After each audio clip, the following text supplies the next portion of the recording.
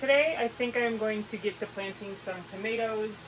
Unfortunately, my peppers have yet to sprout.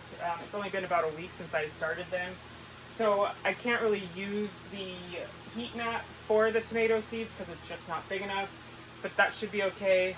They are in a greenhouse that is temperature controlled, so we should do fine. But first what I'm going to do is I'm going to quickly just show you guys what I got from MI Gardener.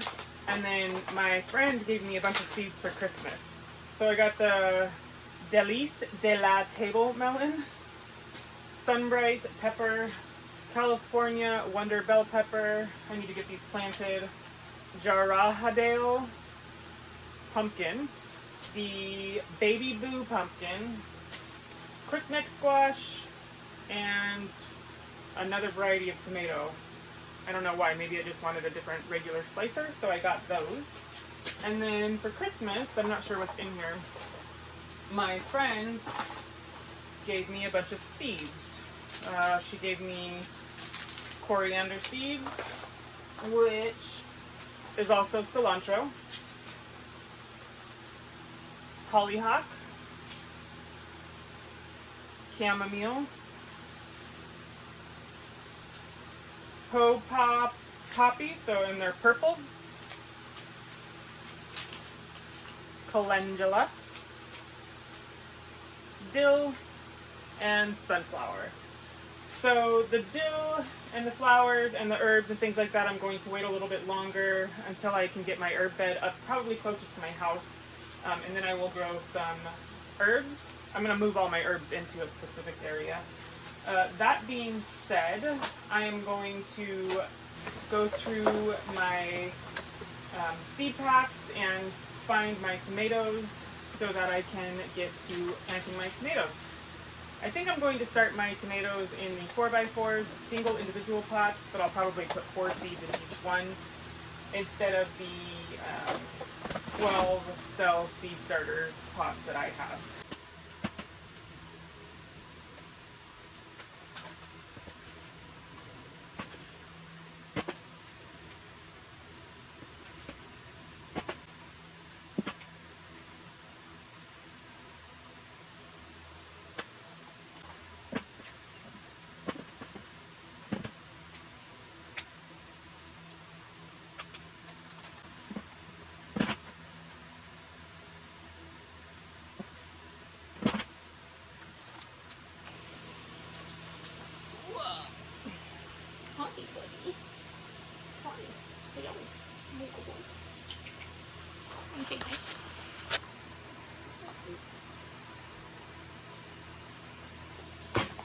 Alright, as you can see here, I hope, I am not using anything particularly special, and yes, there are big pieces of things in here, but that's just easily taken out. I could have sifted this to make it a little bit easier on myself, but I don't really find it necessary. Like, for instance, this can just come out. I don't, you know, just big pieces you just want to take out there. So what I'm doing is I'm going to, with these, I'm going to leave some space from the top, pack it down, and then I'm just going to sprinkle some seeds on here. I might even do, I don't know, 6 in each one and just grab a couple that are the strongest looking once they germinate. But yeah, that is what I'm going to do. And of course, don't forget to label.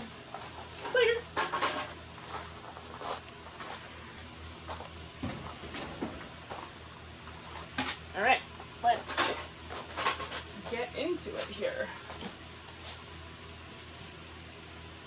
So I'm going to start with these Homestead tomatoes here from MI Gardener. And I like MI Gardener because their seeds are really, really affordable. So it's a really good option of money to spend on seeds, but you want, you know, good seeds. That's a good place to look. But they do run out fast because of their prices. When it gets to that point and you have your seeds in there, you want to just take a little bit of soil and just kind of go over the top of it, not too much. And these are my first tomatoes of the 2023 season. So these are the Homestead tomato. Bam! Just like that. The next one I'm going to do are these orange hat tomatoes. I don't know what I was thinking. Maybe I was trying to get a smaller tomato, but since I have them, and I accidentally ordered like 3 packs of these, so I'm just gonna toss them in here and just see what happens. I don't know how they'll taste, but they look like they would be good for like a patio or a really small garden. Yeah, it says the extra dwarf bush plants grow to just 6 to 9 inches. So that's like Romas. I grew these last year. I had really good success with them. So I'm going to grow them again. It is my goal to grow enough stuff to make things like pasta. And they say that Roma tomatoes are the tomatoes that are good for sauces, but you can use anything, I suppose. So throw them in your freezer when you have enough. Make a pot of something. These are the orange accordion tomatoes. I've never grown these. It says they easily reach 20 ounces, making it a perfect stuffing tomato. So that's big. That's bigger than a pound. That's like big. I'm just going to do the same for these and just kind of sprinkle them in. Some of them stick together. Just pull them apart. These guys are Black Beauty tomatoes. World's darkest tomato. So dark that some tomatoes turn solid blue, black on the skin. These are the Dr. Witchy yellow tomatoes. And these ones grow to 1 pound with a tangerine orange color. I've seen a lot of people talk about these. I've never grown them. I'm going to give them a try. And once I've tried a variety of different things, I can start eliminating what I like and what I don't like to grow in the garden. That way I don't have to keep buying seeds over and over again. I just right now like to plant. And every time a seed catalog comes out, I get super excited and want to look through it and order all the things. Is that something that you get excited about when you get a seed catalog? Do you just want to order everything? These ones are the mortgage lifters. It's the largest tomato in the garden, commonly weighing in over at 2 pounds. All right. What does one do with a 2-pound tomato? I don't know, but we're gonna find out. Have you ever grown any of these types of tomatoes? And if you have, what's your favorite thing to do with tomatoes? And some of these bigger ones, what do you do with them? Have you ever stuffed a tomato? What do you stuff a tomato with? All right, one more tomato variety, and that is going to be the Brad's Atomic Grape.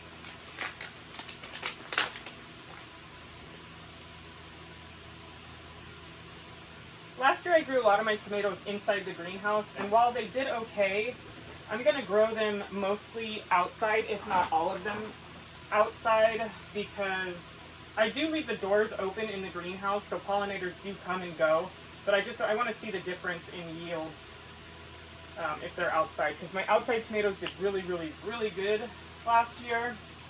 And like I said, the inside ones did okay, like I could come in here and eat a cherry tomato off the vine, but I didn't get a plethora of tomatoes, so I want to change that. Next are these. So I'm going to do purple tomatillos, green tomatillos or verde, and then I'm going to do some ground cherries. I've never grown ground cherries. I don't even know what they taste like. But here we go. Ooh, these seeds are tiny. So with these, I'm just going to sprinkle them in there. I'm not even going to try to count however many I put in there. I don't know if you can see just how tiny those seeds are.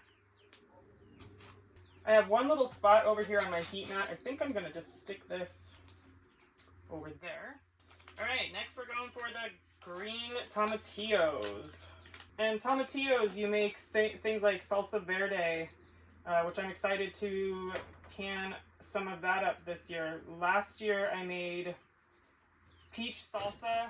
I did make from store-bought green tomatillos some verde sauce, but not a lot, so I'm hoping to grow enough to can some of it.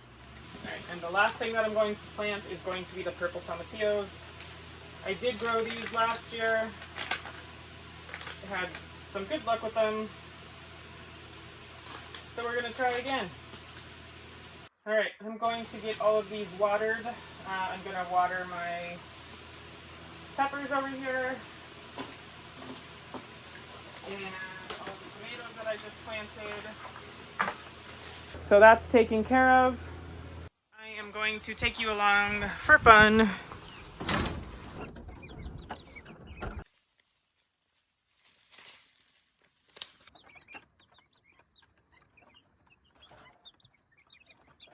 You know, little puppies stir up so much trouble. My son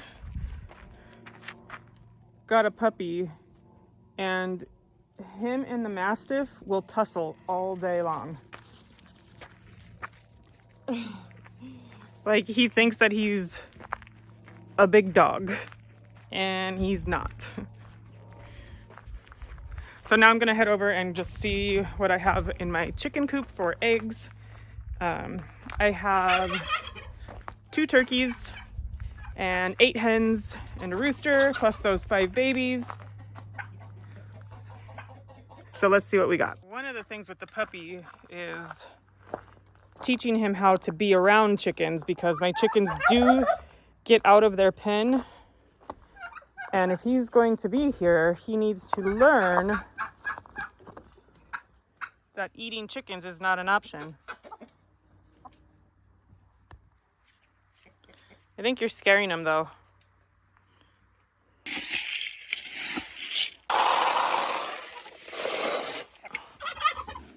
Four eggs today. The turkey is also laying, but she did not lay today.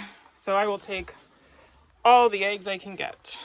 You know, chicken coops aren't the cleanest or the prettiest. I'm sure there's people out there that have beautiful chicken coops, but mine is a, you know, it functions as it's supposed to. So next I'm going down to feed the horse while listening to these idiots. This guy right here just has to get in the middle of everybody else having fun. He has to be a controller. He's got a controlling personality. If he doesn't like something, he'll let you know. This is my horse, Romeo. He is a Frisian sport horse. He's Frisian and Tennessee Walker. And I've had him for 14 years. So 14 years in January, and he's going to be 15 on April 1st. And he says hello. He's very beautiful.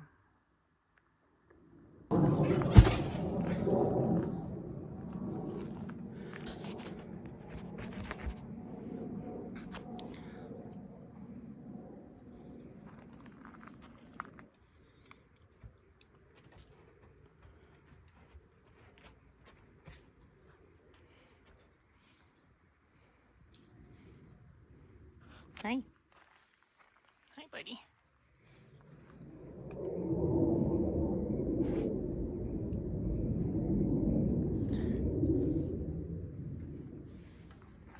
So that's basically it. Hopefully those tomatoes will sprout soon. Next week, I think I'm going to be, or the next thing that I plant, I think is going to be squashes and things like that. And then I should have my whole entire garden kind of ready to start, like should be starting. I don't know how successful I will be, but you know, there's no time like the present. So I got all that stuff started, fed my animals, got a package. See the puppy? And did all the things that I have to do after I work all day. So, huh, Shred? I mean, Slater. Huh? Say hi. Say hi, Slater.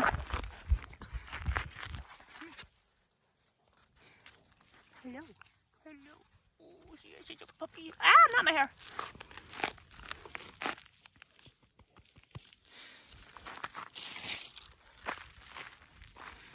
Well, thanks so much for hanging out with me. planting seeds along with me. I hope that you're planting your seeds too. If you are, let me know what you're growing, how much of it you're growing, what you plan on doing with it. If you have chickens, horses, all the things, let me know. And see you next time.